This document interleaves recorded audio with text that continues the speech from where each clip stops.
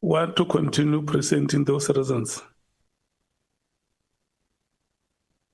Yes, please, sir. I was waiting for Senior Counsel to. Okay. I think he's still reorganizing himself. You can just proceed and present those, complete that part of the reasons that you were presenting. Yes, I'm done with the budget. On that note, and I'm now wanting to just summarize the reasons, but by going back to the one where I put a comma.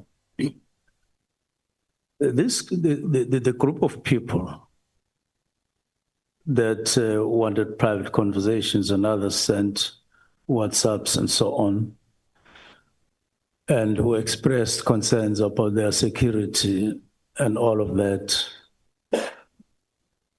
and who I said what they were saying to me, I took the decision that whenever there's an opportunity, which I didn't think at that time, I didn't know what mechanism we would need to follow,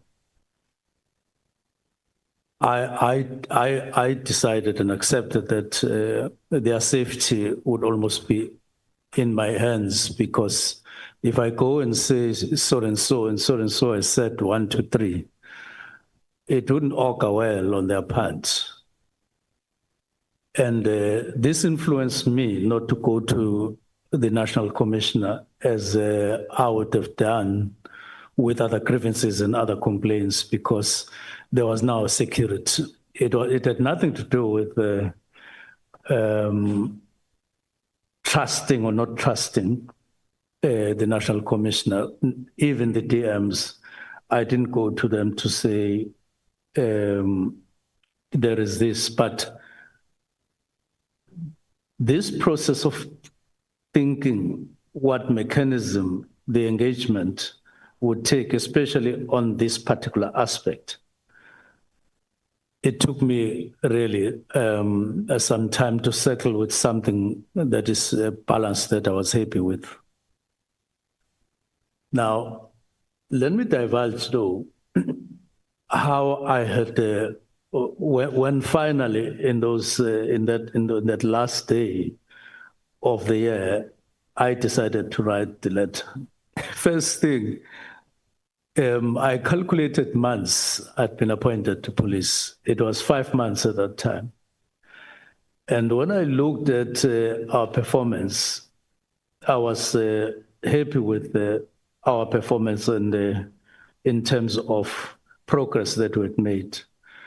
But it didn't meet my standards, I must admit, it didn't. So I thought we would have done more in terms of progress on all the difficulties that we were coming across, and make subs work better, especially if calculated from one imperative of this 7th administration, make people feel secure in the country.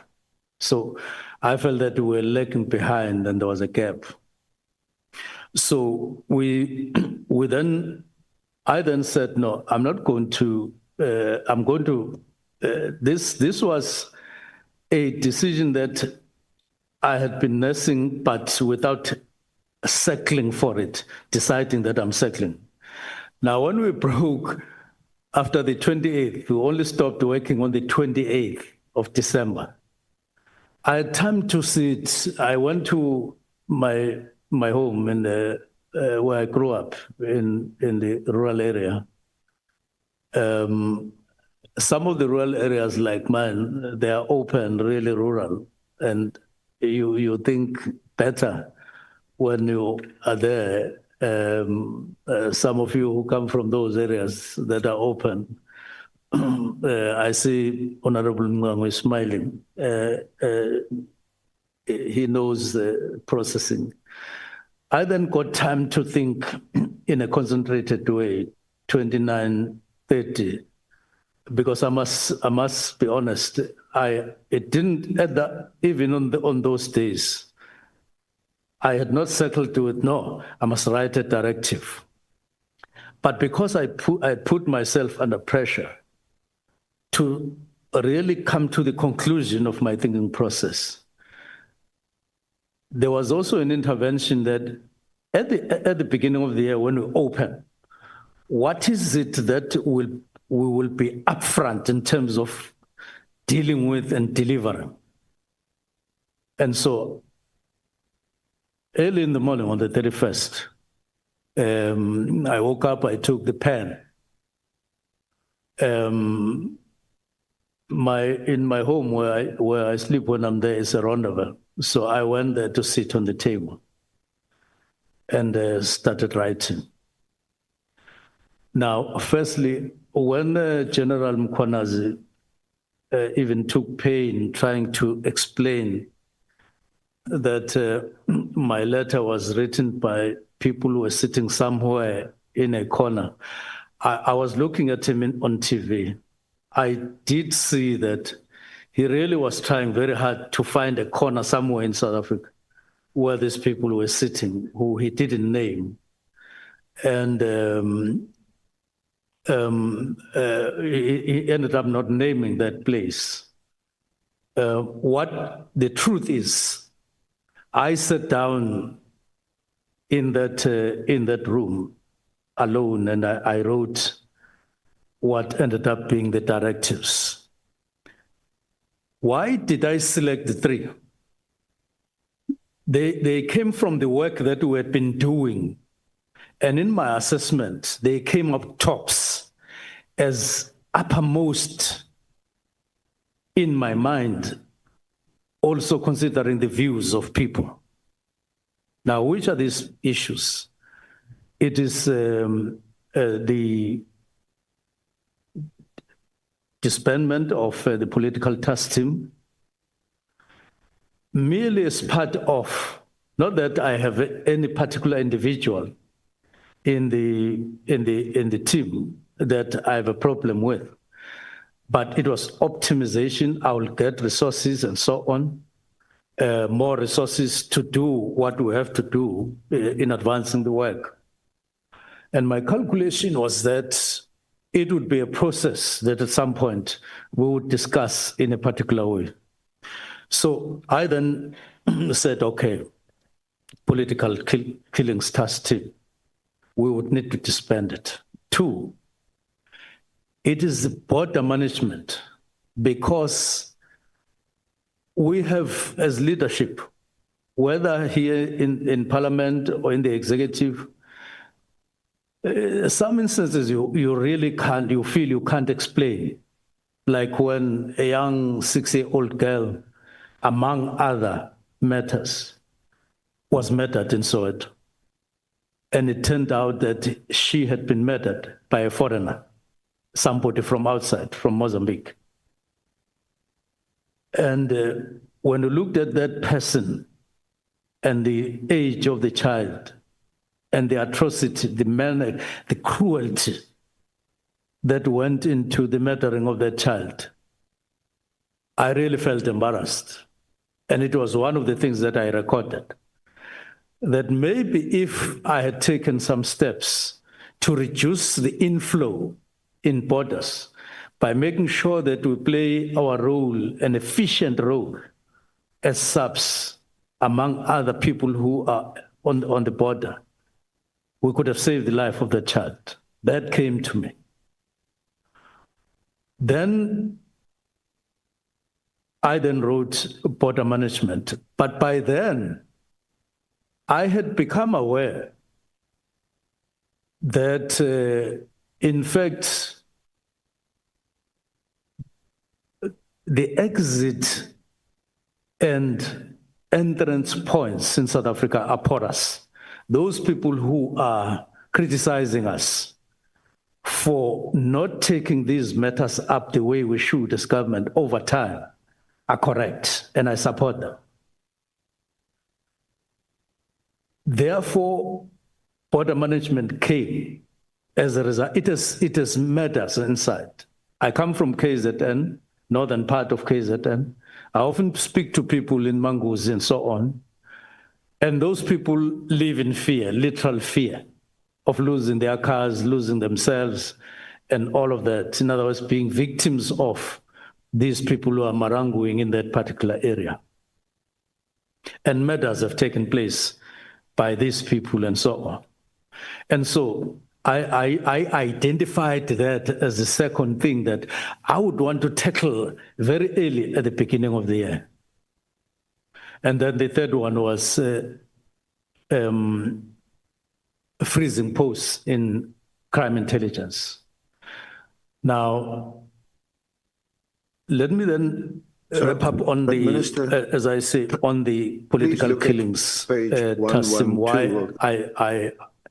I then did it the way I did it. I've indicated that the prime issue was, how do I disclose if I phone the National Commissioner, if I talk to the National Commissioner and all the other people who are managing the political killings task team, but him in particular, or deputy ministers or deputy ministers. I felt that let me reduce the risk to myself of these people and nevertheless take the decision while mitigating the exposure and the risk on the side of these people. Then I wrote political killings team. And so it's a decision I took and I'm responsible for it. I stand by it, that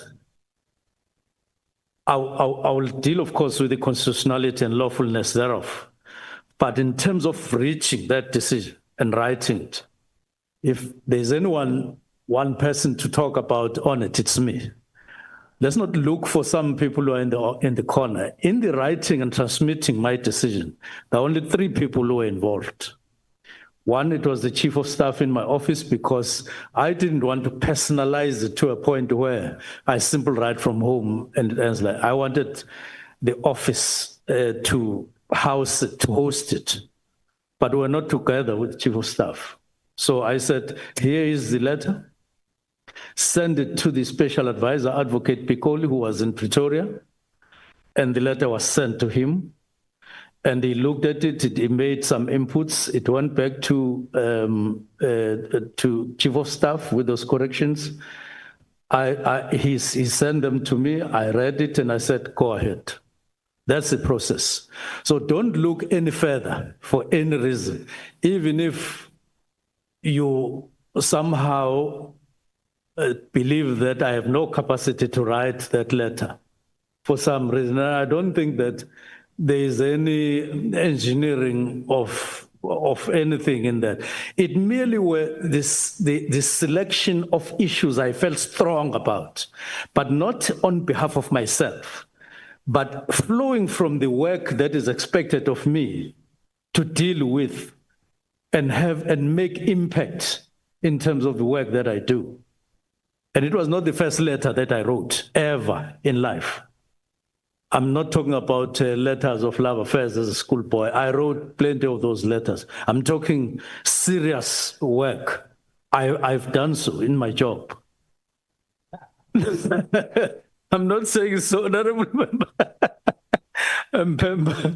It really was not the first letter, and I don't think it is the last letter. Just a letter to write related to work.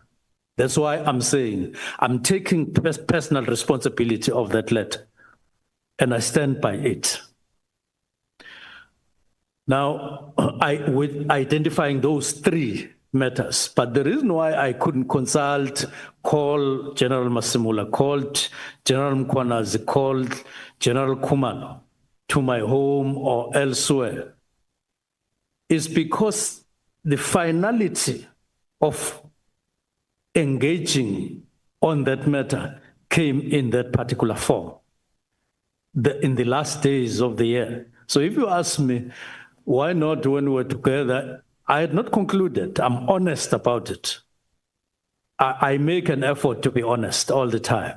I may not reach highest levels, but I always try to be honest. There was no one, and I would want even the ad hoc committee if you want to take the gadget that I used, if they will not have taken it, to go and search whether that doesn't originate from there and I trust technology, it can do. I will hand it over to the ad hoc committee. You will never find it having originated anywhere else. It originated from, and I was sitting alone at home, but there were other people like my wife, they were there, my children were there. I'm not meaning, but when I wrote, it was written by me, it was sent and to two other people. So don't be under any illusion, no matter how serious it is said, no matter who says so, it was written by me, that letter. So the reason why I couldn't consult, it was because of, in the main, the circumstances for that group of people.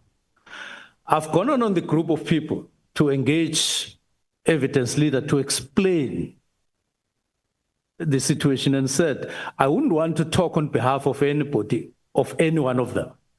I would want the ad hoc committee to make means for them to come and give evidence, their own evidence. As they said to me, if they were lying to me, they will lie to you as well.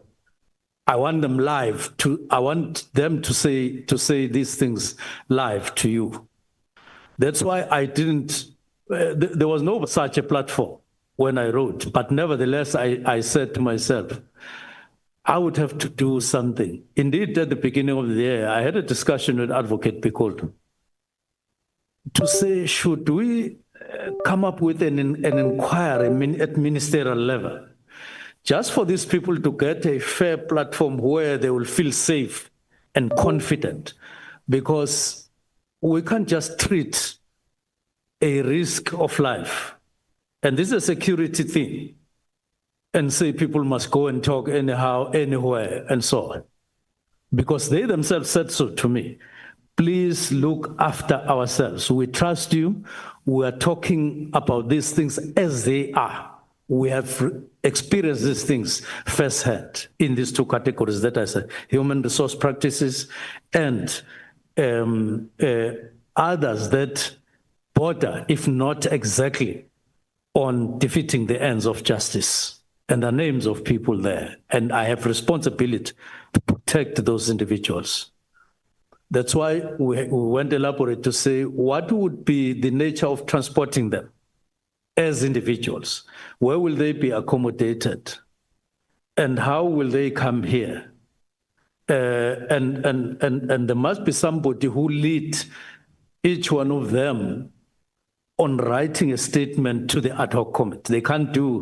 We can't just leave it to them. They need to be assisted in terms of how to compile a statement to the ad hoc committee. So that is the reason, those are the reasons why I didn't convene anyone to talk about disbandment. But it is not proper to say there was no one else who was involved in processing all these things that I've spoken about as reasons. For instance, the budget. I'm not the only person in SAPS who knows that our budget is thinned up. I'm not. Even National Commission's accounting officer knows. He knows that on several occasions I said something needs to be done. I even contemplated going to Minister of Finance, but he's my colleague, I know. He would have said, Minister, there's no money. And I know that President and Treasury have set up a mechanism to visit all of us as ministers to check if we are optimizing our budgets. So I started the process on my own to optimize and so on. So the space in which we're operating is defined like that, and I'm honest in saying it was like that. But let me come to legality and constitutionality thereof, because it's one thing. When I came to that, when you write a directive, the difference between other directives is that other directives you would say when you are in a meeting and so on, but there's directives. Let me make an example. The one to disband the police inspectorate. We were in a meeting, and I said, just brief me what these people do. We were in a meeting. Then they said they do 1, 2, 3, how many, 1, 2, 3, and so on. Then I said, what would happen to SAPS if we were to do away with the police inspectorate? And they said they don't think there will be anything that will happen. We're in a meeting. Not that I called the commander of the inspectorate or whoever. We're just in a meeting, normal meeting. And they said, in principle, we agree. And then they went to do that. Now, decisions in the ministry and management, I have directed that they would be taken at MINESCO, that is minister, plus top management meetings, we call them MINESCO. These are key decisions in the department, so that they are not taken by ministry alone, they are not taken by management alone. We take them together. That's why in the directive, the only thing that was there is one of the things that was there, indication that we will still go there and discuss the matter. But let me discuss the constitutionality. Chair, with all honesty, I believe very strongly that the Constitution of the Republic allows the minister, or that the minister has power to take the decision that I took in relation to directives, all three of them.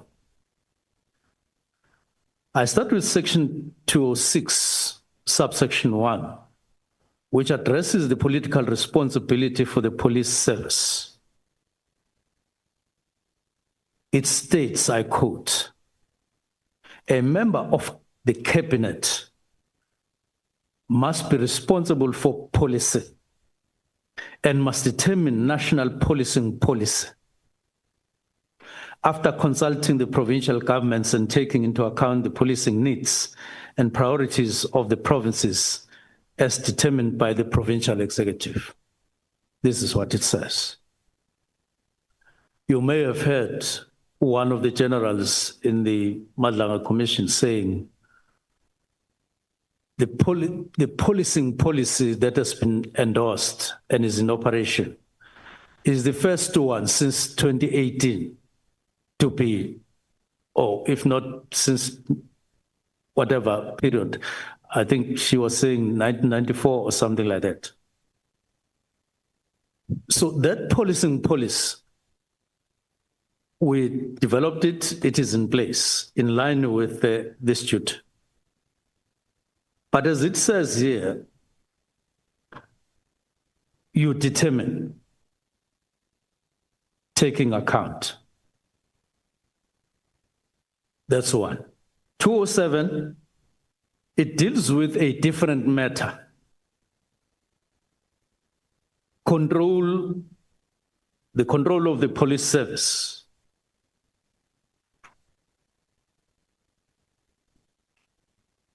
Now, it reads as follows. The president, as head of the national executive, must appoint a woman and a man as the National Commissioner of Police Service to control and manage. Yes, I was looking for manage. Control and manage the police service. And subsection 2 says, the National Commissioner must exercise control over and manage the police service in accordance with the national policing policy and the directions of the cabinet member responsible for policing. So there is me sitting down, writing what I believed to be directives, 3 of them, in line with these powers, and sending them to National Commissioner, who I know is responsible for management and control of police. It deals with that. So I write to a directive. There's a further section, 208, which governs the civilian secretariat, the establishment thereof, and so on. So in a nutshell, and I know it's easy because I'm talking to colleagues in Parliament who make laws and they are clear about this. So minister has three powers, broadly speaking, in summary. Determine national policing policy, direct the national commissioner when exercising his or her powers of managing and controlling, and three, direct the civilian secretariat, which must be established by national legislation. The Constitution, which is my next point, does not prescribe the content of the national policing policy beyond saying, go to the provinces, check what their needs are, and determine accordingly. This is left to the minister, except that particular prescript, which you can't do away with, you can't do without, of consulting provinces. However, the policy must take into account, yes, as I say, the Constitution contemplates an all-encompassing policy which sets the framework for the operations of the policy for the police. Once determined, the police must operate within the contours of such a framework. So minister is given a role, there's no doubt about that. Is given a role. It's not something that I crafted myself. You are given by the Constitution to say when the national commissioner exercising control and management, it must be within the contours of your determinations and of your directives. Which directives must be there and must be given? Not when they are not given, when they are given. So I did that. And I believe I'm here to learn how would I have given these directives outside the Constitution, as some people believe. So the Constitution and the SAPS Act envisage that the policy and directions will be enforceable. Hence, the civilian secretariat to evaluate and monitor implementation. That's why the statute therefore assigns the institution of the special function to monitor their implementation, which is an institution, the secretariat. Now, the nature of the direction that minister may issue to the national commissioner is not specified. It doesn't have color. It doesn't say it's only this direction that you will give. It is red or it's green or it is gold. It's not. It says you will give directives. And I wrote directives and I gave them. It's not specified in the Constitution. However, regard must be had to the language of Section 207 and 2. I acknowledge that, which imposes a limitation in the exercise of that constitutional imperative. So in other words, you can't just give any directive. It must be as the Constitution says. The provisions empower the national, because these provisions, 207, 1 and 2, empower the national commissioner to manage and control the service. There's clearly an operational power over service. However, the operational power is constrained by 207(2). So the minister has his own areas of exercising power in terms of the Constitution. The national commissioner has his own, and they are written down in black and white. But each one is limited by the other. Each one is limited by the other. It's not a free zone. Now,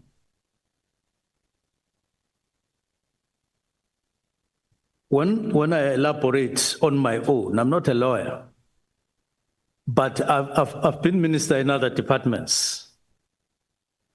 I do say, in reality, this is two sides of the same coin. The relationship, the power relations between a minister and a director general. Because you can have your powers of determining policy, of giving directions.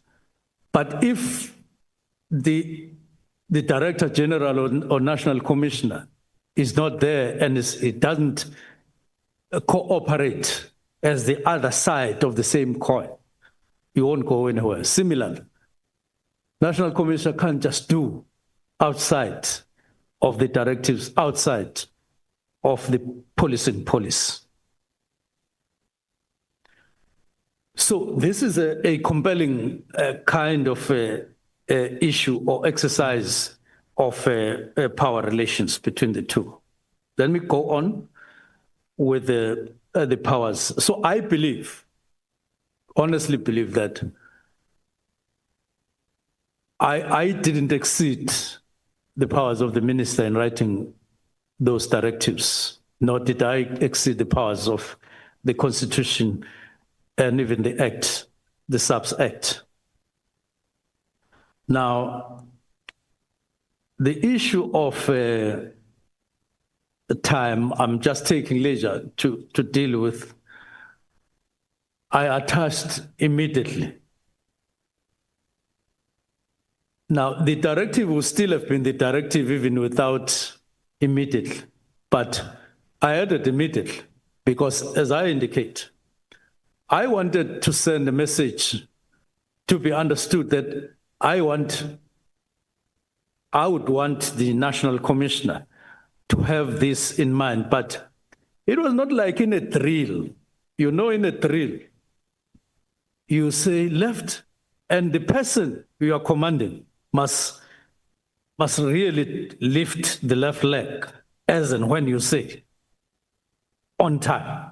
Left, you say right, they must take right up. You shout another instruction. You turn left, they do this. Turn right, they do so. Aim, you aim, all of you. It's an instruction that. But the context of these instructions that come from a minister and these ones that came from are not the same as those in a drill. And it's always like that. Not in the form of a drill. It wouldn't mean that when the national commissioner receives the directive,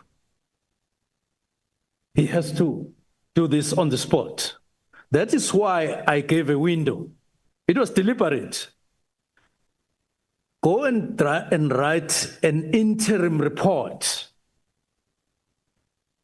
An interim report. I didn't say immediately and within 1 hour. Write an interim report. It didn't. It says on the 20th. Okay, Minister. They are honorable members that are raising hand. I wanted you to explain that part so that your chain of thought is not disrupted. That is why I kept them waiting for some time. Honorable Nomvalo, Honorable Skosana. Yeah, Chair, no, we want... Nothing. Sure, I would do honestly.